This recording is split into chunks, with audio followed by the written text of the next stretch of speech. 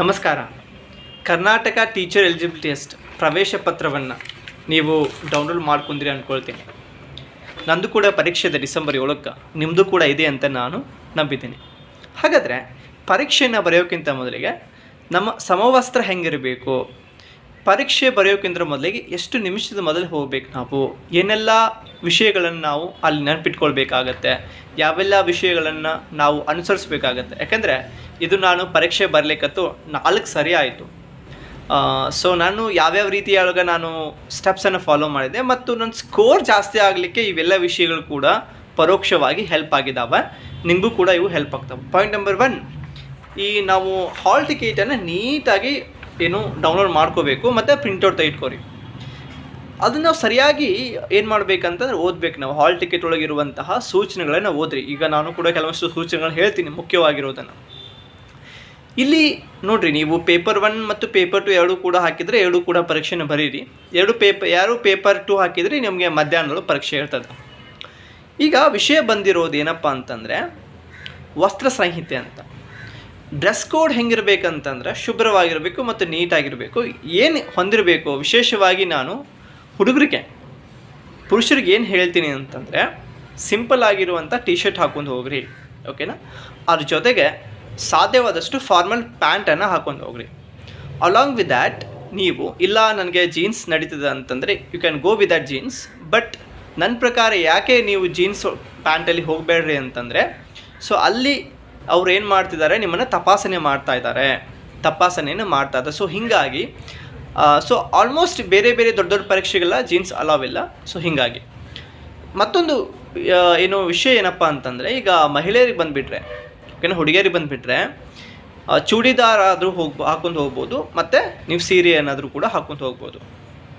So but ನೀವು ಏನು ನೆನಪಿರಬೇಕು ವಿಶೇಷವಾಗಿ ಮಹಿಳೆಯರಂತಂದರೆ, ನೀವೇನಾದರೂ ಮೆಹಂದಿಯನ್ನು ಬಿಡಿಸ್ಕೊಳಕತ್ತಿದ್ರ ಇವತ್ತು ಮತ್ತು ನಾಳೆ ಎರಡಾದರೂ, ಓಕೆನಾ. ಸೊ ನಿಮ್ಮ ಕೈ ಹೆಂಗಿರ್ಬೇಕಂದ್ರೆ ನೀಟ್ ಕ್ಲೀನಾಗಿ ಇಟ್ಕೊರಿ ಸಾಧ್ಯವಾದಷ್ಟು. ಯಾಕೆಂದರೆ ಅಲ್ಲಿ ಅವರು ನಿಮ್ಮ ಬೆರಳಚ್ಚನ್ನು ತೆಗೆದುಕೊಳ್ತಾರೆ, ಓಕೆನಾ. ಅಂದರೆ ನೀವು ಪರೀಕ್ಷೆಗೆ ಹಾಜರಾಗಿರಿ ಅಂತ, ನಿಮ್ಮ ಹಾಜರಾತಿಯನ್ನು ತೆಗೆದುಕೊಳ್ತಾರೆ. ಸೊ ಹೀಗಾಗಿ ನಿಮ್ಮ ಬೆರಳಚ್ಚು ಅಂದರೆ ನೀವು ಅವ್ರು ಕೊಡ್ತಿರಲ್ಲ ಹೆಬ್ಬಟ್ಟು, ಸೊ ಅದು ಕರೆಕ್ಟಾಗಿರಬೇಕು, ಅದು ಕ್ಲಿಯರ್ ಆಗಿರಬೇಕು. ಅದಕ್ಕೋಸ್ಕರ ಇವನ್ ಹುಡುಗರು ಕೂಡ ಇದನ್ನು ನೆನಪಿಟ್ಕೊರಿ.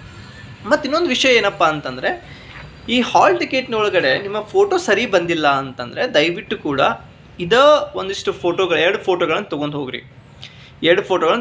ಯಾರು ಫೋಟೋ ಹಾಲ್ ಟಿಕೆಟ್ ಒಳಗೆ ಸರಿ ಬಂದಿದೆ ನೀವೇನು ತೆಗೆದುಕೊಂಡು ಹೋಗೋ ಅವಶ್ಯಕತೆ ಇಲ್ಲ. ಬಟ್ ನೀವೇನಾದರೂ ಇಲ್ಲ ನನಗೆ ಸರಿ ಬಂದಿಲ್ಲ ಅನ್ನುವಂಥ ನಂಬಿಕೆ ಏನಾದರೂ ಇಲ್ಲ ಅಂತಂದರೆ ತೆಗೆದುಕೊಂಡು ಹೋಗ್ಬೋದು. ಮತ್ತು ಈ ಒಂದು ಅಡ್ಮಿಟ್ ಕಾರ್ಡ್ ಜೊತೆಗೆ ಅಂದರೆ ಹಾಲ್ ಟಿಕೆಟ್ ಜೊತೆಗೆ ಯಾವುದಾದ್ರೂ ಒಂದು ಪುರಾವೆಯನ್ನು, ನೀವು ಯಾವುದಾದ್ರೂ ಒಂದು ID, ನಿಮ್ಮ ಒಂದು ಸ್ವಂತ ಗುರುತಿನ ಚೀಟಿಯನ್ನು ತೆಗೆದುಕೊಂಡು ಹೋಗ್ಬೋದು. ಅದು ವೋಟರ್ ID ಆಗಿರ್ಬೋದು, ಅದು ಆಧಾರ್ ID ಆಗಿರ್ಬೋದು, ಯಾವುದೇ ಸಮಸ್ಯೆ ಇಲ್ಲ. ನೀವು ಯಾವುದನ್ನು ಕೂಡ ತೊಗೊಂಡು ಹೋಗ್ಬೋದು. ಡ್ರೈವಿಂಗ್ ಲೈಸೆನ್ಸ್ ಎಲ್ಲ ತೊಗೊಂಡು ಹೋಗ್ಬೋದು. ಬಟ್ ಅದು ಹೆಂಗಿರಬೇಕು, ನಿಮ್ಮ ಹೆಸರೊಳಗಿರಬೇಕು, ಕ್ಲಿಯರ್ ಕಟ್ ಆಗಿರಬೇಕು, ನಿಮ್ಮ ಒಂದು ಫೋಟೋ ಇರಬೇಕು, ಅದು ನಿಮಗೆ ಕ್ಲಿಯರ್ ಇರಲಿ. ಮತ್ತು ಮುಖ್ಯವಾಗಿರೋದು ಏನಂತಂದರೆ, ನಿಮಗೆ OMR ಸಪ್ರೇಟಾಗಿ ಕೊಡೋಂಗಿಲ್ಲ. ಅವರು ಕ್ವಶನ್ ಪೇಪರ್ ಬುಕ್ಲೆಟ್ ಸಪ್ರೇಟಾಗಿ ಕೊಡೋಂಗಿಲ್ಲ. ಒಂದೇ ಬುಕ್ಲೆಟ್ ಒಳಗಡೆ ಕ್ವಶನ್ ಪೇಪರ್ ಬುಕ್ಲೆಟ್ ಒಳಗಡೆ ನಿಮ್ಮ OMR ಇರ್ತದೆ. ಅದನ್ನು ಅರ್ಥ ಮಾಡ್ಕೊರಿ ನೀವು. ಸೊ ಹೀಗಾಗಿ ನಿಮ್ಮದೇ ಅಂತ ನೆನಪಿಟ್ಕೊಳ್ರಿ. ಮತ್ತು ಅದ್ರ ಜೊತೆಗೆ ಆ ಒಂದು OMR ಎಂದ ಬುಕ್ಲೆಟ್, OMR ಒಳಗಡೆ ನಿಮ್ಮ ಹೆಸರು ಆಲ್ರೆಡಿ ಕೂಡ ಪ್ರಿಂಟ್ ಆಗಿರ್ತದೆ. ನಿಮ್ಮ ಹೆಸರು ಆಲ್ರೆಡಿ ಇರ್ತದೆ, ಅದನ್ನು ನೀವು ಚೆಕ್ ಮಾಡ್ಕೋಬೇಕು, ಇದು ನಂದೇನಾ ಅಂತ. ಸೊ ನಿಮ್ಮದಾಗಿದ್ದರೆ ಮಾತ್ರ ಅದನ್ನು ಏನು ಮಾಡಿರಿ, ನೀವು ಕಂಟಿನ್ಯೂ ಮಾಡಿರಿ, ಅಲ್ಲಿವರೆಗೆ ನೀವು ಮಾಡಬೇಡ್ರಿ. ನಿಮ್ಗೆ ಯಾವುದೇ ಒಂದು ಡೌಟ್ ಇದ್ದರೆ, ಯಾವುದೇ ಒಂದು ವಿಷಯ ಇದೆ, ದಯವಿಟ್ಟು ನೀವಾಗಿ ತಪ್ಪು ಮಾಡ್ಲಿಕ್ಕೆ ಹೋಗಬೇಡಿ. ಅಲ್ಲಿರುವಂತಹ ಇನ್ವೆಲಿಜೇಟ್ರನ್ನು ದಯವಿಟ್ಟು ಕೇಳ್ರಿ, ಅವ್ರ ಹೆಲ್ಪನ್ನು ತೆಗೆದುಕೊಳ್ರಿ, ಓಕೆನಾ. ಅದು ನಿಮ್ಗೆ ಕ್ಲಿಯರ್ ಇರಲಿ. ಅಪ್ಲಿಕೇಶನ್ ನಂಬರ್ ಬೇರೆ ಇರ್ತದೆ, ರಿಜಿಸ್ಟ್ರೇಷನ್ ನಂಬರ್ ಬೇರೆ ಇರ್ತದೆ. ಇನ್ನೊಂದ್ಸಲ ನೆನಪಿಟ್ಕೊಳ್ಳಿ, ಅಪ್ಲಿಕೇಶನ್ ನಂಬರ್ ಮತ್ತು ರಿಜಿಸ್ಟ್ರೇಷನ್ ನಂಬರ್ ಒಂದೇ ಇದ್ದರೆ ನೋ ಇಶ್ಯೂಸ್, ಅದನ್ನೇ ಹಾಕ್ಬೋದು. ಬಟ್ ನನ್ನ ಪ್ರಕಾರ ಬೇರೆ ಇರ್ತದೆ. ಸೊ ಅದನ್ನು ದಯವಿಟ್ಟು ಕೂಡ ನೀವು ಅಲ್ಲಿ ನೆನಪಿಟ್ಕೋರಿ.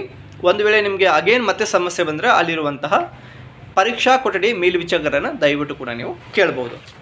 ಇನ್ನು ಪರೀಕ್ಷೆ ಪೇಪರ್ 1ದವರು ನೋಡಿರಿ 9:30 ಒಳಗಾಗಿನೇ ಇದ್ದುಬಿಡ್ರಿ, ಓಕೆನಾ. ಪರೀಕ್ಷೆ 9:30 ಸ್ಟಾರ್ಟ್ ಆಗ್ತೈತಿ ಅಂತಂದರೆ 9:30 ಒಳಗಾಗಿನೇ ಇದ್ದು ಬಿಡಬೇಕು. ನೀವೇನಾದರೂ 9:30 ಮೇಲೆ ಹೋದ್ರಿ ಅಂತಂದರೆ ನಿಮ್ಮನ್ನು ಪರೀಕ್ಷೆ ಒಳಗಡೆ ಕರ್ಕೋದಿಲ್ಲ ಅವರು, ಇದನ್ನು ನೆನಪಿಟ್ಕೊಳ್ರಿ. ಇನ್ನು ಮಧ್ಯಾಹ್ನದೊಳಗಡೆ ಪೇಪರ್ 2 ಯಾವುದಿದೆ, ಓಕೆ, ಇದು ನಾನು ಹೇಳಿದ್ದು 9:30 ಒಳಗಡೆ ಇರಬೇಕನ್ನೋದು ಪೇಪರ್ 1 ಪರೀಕ್ಷೆನ ಬರೆಯೋರು. ಯಾರು ಪೇಪರ್ 2ನ ಬರೆಯಕತ್ತೀರಿ ಮಧ್ಯಾಹ್ನ 2 ಗಂಟೆ ಒಳಗಾಗಿನೇ ನೀವೇನು ಮಾಡಬೇಕು, ಪರೀಕ್ಷಾ ಕೊಠಡಿ ಒಳಗಡೆ ಮೀನ್ಸ್ ಅಲ್ಲಿ ಇರಬೇಕು, ಪರೀಕ್ಷಾ ಕೇಂದ್ರಗಳು ಇರಬೇಕು ಅಂತ ಹೇಳ್ತದೆ. ಸೊ ಹೀಗಾಗಿ ಆದಷ್ಟು ಒಂದು 30 ನಿಮಿಷ ಮೊದಲು ಹೋಗ್ರಿ. ಯಾಕೆ 30 ನಿಮಿಷ ಮೊದಲು ಹೋಗ್ಬೇಕಂತಂದರೆ, ನಿಮಗೆ ಅಲ್ಲಿ ನೀವು ಓಡ್ತಾ ಬೇಗನೆ ಟೈಮ್ ಆಗ್ತಾ ಇದೆ ಅಂತಂದು ಭರದೊಳಗೆ ಹೋದ್ರಿ ಅಂತಂದರೆ, ಅಲ್ಲಿ ಹೋಗಿ ಕುತ್ಕೊಂಡು ನೀವು ಪರೀಕ್ಷೆನ ಬರೆಯಕತ್ರಿ ಅಂತಂದರೆ ನಿಮ್ಮ ದೇಹ ಮತ್ತು ನಿಮ್ಮ ಮನಸ್ಸು ಒಂದೇ ಕಡೆ ಸ್ಥಿತಿಮಿತಿದೊಳಗೆ ಇರೋಂಗಿಲ್ಲ. ಹೀಗಾಗಿ ಪರೀಕ್ಷೆ ಸರಿ ಆಗೋದಿಲ್ಲ. ದಯವಿಟ್ಟು ಬೇಗನೆ ಒಂದು ಅರ್ಧ ತಾಸು ಮೊದಲೇ ಹೋಗಿ, ಅಂದರೆ ಒಂದು 30 ನಿಮಿಷ ಮೊದಲೇ ಹೋಗಿ, ಅಲ್ಲಿ ಹೋಗಿ ಸಾಧ್ಯವಾದಷ್ಟು ನೀವೇನು ಮಾಡಿ ಸ್ವಲ್ಪ ವಾಕ್ ಮಾಡಿ, ಮತ್ತು ಅಲ್ಲಿ ಸಿಕ್ಕಾಪಟ್ಟೆ ಓದೋದಂಥ ಕೆಲಸಗಳನ್ನು ಮಾಡಬೇಡ್ರಿ, ದಯವಿಟ್ಟು ಹೇಳ್ತೀನಿ. ಯಾಕೆಂದರೆ ನನ್ನ ಸ್ವಂತ ಅನುಭವ, ಸಾಧ್ಯವಾದಷ್ಟು ನಿಮ್ಮ ಮನಸ್ಸನ್ನು, ನಿಮ್ಮ ಒಂದು ತಲೆಯನ್ನು ಶಾಂತವಾಗಿಟ್ಕೊಳ್ರಿ. ಅಂದರೆ ಪರೀಕ್ಷೆ ಚೆನ್ನಾಗಿ ಆಗ್ತದ ಅನ್ನುವಂಥ ಭಾವನೆ ಇರಲಿ. ಆವಾಗಲೂ ಕೂಡ ಗಡಿಬಿಡಿ ಒಳಗೆ ಇನ್ನೂ ಓದ್ತಾ ಇದ್ದೀನಿ ಅಂತಂದರೆ ಓದೋದು ಮುಗಿಯೋದಿಲ್ಲ.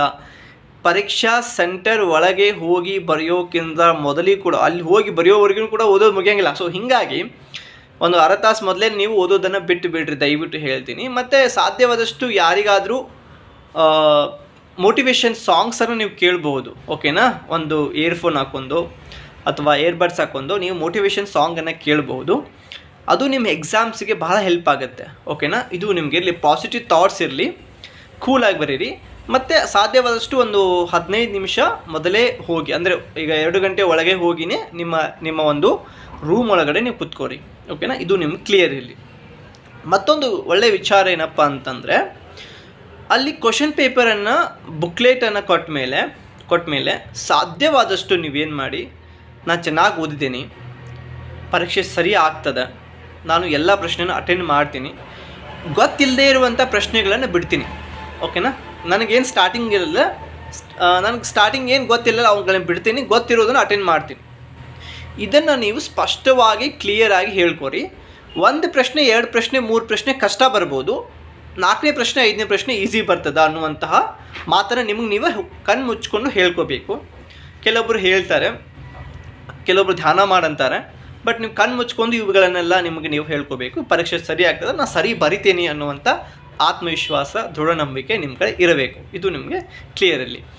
ಮತ್ತು ಅಗೇನ್ ನೀವು ಕರೆಕ್ಟಾಗಿಯೇ 2ರಿಂದ 3 ಪೆನ್ಗಳನ್ನು ದಯವಿಟ್ಟು ತೊಗೊಂಡು ಹೋಗ್ರಿ. ಒಂದೇ ರೀತಿಯಂಥ ಪೆನ್ ತೊಗೊಂಡು, ಒಂದು ಕಪ್ಪು ಬಾಲ್ ಪಾಯಿಂಟ್ ಪೆನ್ ತೊಗೊಂಡು ಹೋಗ್ರಿ. ಇಲ್ಲ ಅಂತಂದರೆ ನೀಲಿ point pen, blue or the ಬ್ಲ್ಯಾಕನ್ನು ಒಂದೇ ಯೂಸ್ ಮಾಡಿ, ಬಟ್ 2ರಲ್ಲಿ ಒಂದು ಯೂಸ್ ಮಾಡಿ. ಮತ್ತು ವೆರಿ ಇಂಪಾರ್ಟೆಂಟ್ ಏನಪ್ಪ ಅಂತಂದರೆ, ನಿಮ್ಮ ಒಂದು OMR ಜೊತೆಗೆ ಅವರು OMR ಇನ್ನೊಂದು ಪ್ರತಿ ತಳಗೆ ಇರ್ತದೆ, ಓಕೆನಾ. ನಕಲು ಪ್ರತಿ ಅಂತ ಹೇಳ್ತೀವಿ ನಾವು, ಕಾರ್ಬನ್ ಕಾಪಿ. ಸೊ ಅದನ್ನು ಪರೀಕ್ಷೆ ನೀವು ಇಷ್ಟು OMR ಪರೀಕ್ಷೆ ಮುಗೀತದ, ಇನ್ನೊಂದು 5 ನಿಮಿಷ ಇರ್ತದೆ, ಅವ್ರು ಹೇಳ್ತಾರೆ ನಿಮಗೆ ಕಟ್ ಮಾಡಂತ. ಸೊ ಅಲ್ಲಿ ನಿಮ್ಮ OMR ನೀವು ಕಟ್ ಮಾಡ್ಕೊಂಡು ಅವ್ರಿಗೆ ಕೊಟ್ಟು, ಓಕೆನಾ, ಅವ್ರ ಕೈಯಾಗಿ ಕೊಟ್ಟು, ಇನ್ವ್ಯಾಲಿಡೇಟ್ರಿ ಕೊಟ್ಟು ನೀವು ಏನು ಮಾಡಬೇಕು, ನಕಲು ಪ್ರತಿಯನ್ನು ಮನೆಗೆ ತೊಗೊಂಬರಬೇಕು. ಸೊ ಈ ರೀತಿಯಾಗಿ ಮಾಡಬೇಕು. ಮತ್ತು ಕ್ವಶನ್ ಪೇಪರ್ ಕೂಡ ತೊಗೊಂಬರ್ರಿ, ಓಕೆ. ಇದು ನಿಮಗೆ ಕ್ಲಿಯರ್ ಇರಲಿ. ಅದ್ರ ಜೊತೆಗೆ ಇಲ್ಲಿ ಏನಾದರೂ ನಿಮಗೆ ಅಗೇನ್ ಮತ್ತೆ ನಿಮ್ಮ ಪರೀಕ್ಷಕರೊಳಗೆ ಕೆಲವೊಂದು ಸಲ ಟೈಮನ್ನು ಅವ್ರು ಇಟ್ಟಿರಂಗಿಲ್ಲ, ಗಡಿಯಾರ ಇಟ್ಟಂಗಿಲ್ಲ. ನೀವು ಗಡಿಯಾರವನ್ನು ಇನ್ವ್ಯಾಲಿಡೇಟ್ರಿಗೆ ಕೇಳ್ಬೋದು, ಓಕೆನಾ. ನಿಮಗೆ ಗಡಿಯಾರ ಅಲೋ ಇಲ್ಲ ಒಳಗಡೆ, ಮೀನ್ಸ್ ನೀವೇ ವಾಚ್ ತಗೊಂಡು ಹೋಗಲಿಕ್ಕೆ. ಸೊ ಹೀಗಾಗಿ ನೀವು ಅವ್ರಿಗೆ ಕೇಳ್ಬೋದು. ಇಲ್ಲ ಅಂತಂದರೆ ಗಡಿಯಾರ ಹಾಕದೇ ಇದ್ದಾಗ ದಯವಿಟ್ಟು ಅವ್ರಿಗೆ ನೀವು ಹೇಳಬೇಕು, ಸೊ ದಯವಿಟ್ಟು ಪ್ಲೀಸ್ ಗಡಿಯಾರ ಹಾಕ್ರಿ, ನಾವು ಸಮಯವನ್ನು ನೋಡ್ಕೊಂಡು ಪರೀಕ್ಷೆನ ಬರಿತೀವಿ ಅಂತಂದು ರಿಕ್ವೆಸ್ಟ್ ಮಾಡ್ಕೊರಿ. ಸೊ ಹೀಗಾಗಿ ಇದು ನಿಮಗೆ ಕೂಡ ಕ್ಲಿಯರಾಗಿ ಗೊತ್ತಿರಲಿ. ಮತ್ತು ಈಗ ಅವ್ರು ಏನು ಮಾಡ್ತಿದ್ದಾರೆ ಅಂತಂದರೆ, ಭಾಳ ಸ್ಟ್ರಿಕ್ಟಾಗಿ ಪರೀಕ್ಷೆ ನಡೆಸ್ತಾರೆ, ಓಕೆನಾ. ಯಾವುದೇ ಕಾರಣಕ್ಕೂ ಕೂಡ ಈಸಿಯಾಗಿ ನಡೆಸೋಂಗಿಲ್ಲ. ನೀವು ಯಾವುದೇ ಕಾರಣಕ್ಕೂ ನೀವು ಅನ್ಕೊಂಡಂಗೆ ನಡೆಯೋಂಗಿಲ್ಲ. ಸಾಧ್ಯವಾದರೆ ನಾನು ಹೆಣ್ಮಕ್ಳಿಗೆ ಏನು ಮತ್ತೊಂದು ಸಲಹೆ ಕೊಡ್ತೀನಿ ಅಂತಂದರೆ, ಇದು ಯಾವುದೇ ಕಾರಣಕ್ಕೂ ಕೂಡ ಇಲಾಖೆಯವ್ರು ಹೇಳಿಲ್ಲ, ಸಾಧ್ಯವಾದರೆ ಮೂಗ್ಬಟ್ಟವನ್ನು ಮತ್ತು ಕಿವಿಯೋಲೆನ ದಯವಿಟ್ಟು ತೆಗೆದುಬಿಡ್ರಿ, ಓಕೆನಾ. ಸೊ ಇದು ನನ್ನ ಒಂದು ಜಸ್ಟ್ ನಿಮಗೆ ಒಳ್ಳೆಯದಾಗಲಿ ಅನ್ನುವಂಥ ಉದ್ದೇಶ ವಿಚಾರ ಇಟ್ಕೊಂಡು ಹೇಳ್ತಾ ಇದ್ದೀನಿ, ಬೇರೆ ಯಾವುದೇ ಉದ್ದೇಶ ಇಲ್ಲ.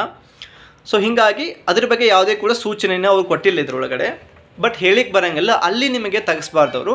ಸೊ ಅದಕ್ಕೋಸ್ಕರನೇ ನಿಮಗೆ ನಾನು ಮೊದಲಿಗೆ ನನಗೆ ಇರುವಂಥ ಅನುಭವನ ಅನುಸರಿಸ್ಕೊಂಡು ನಿಮಗೆ ಹೇಳ್ತಾ ಇದ್ದೀನಿ.